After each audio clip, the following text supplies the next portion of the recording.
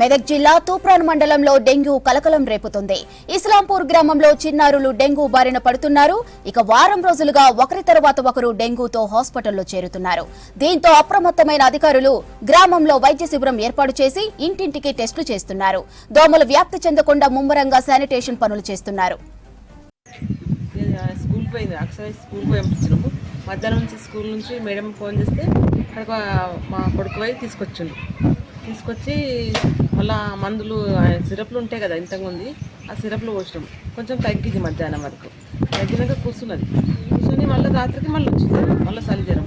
మళ్ళీ తెల్లారి హాస్పిటల్ తీసుకుపోయినాం. ఏదికి అది శివశైలం తీసుకుపోయినాం. అక్కడ ట్రీట్మెంట్ చేసి 2-3 రోజులు చూసినాక పరీక్షలు చేద్దామని చెప్పిండు.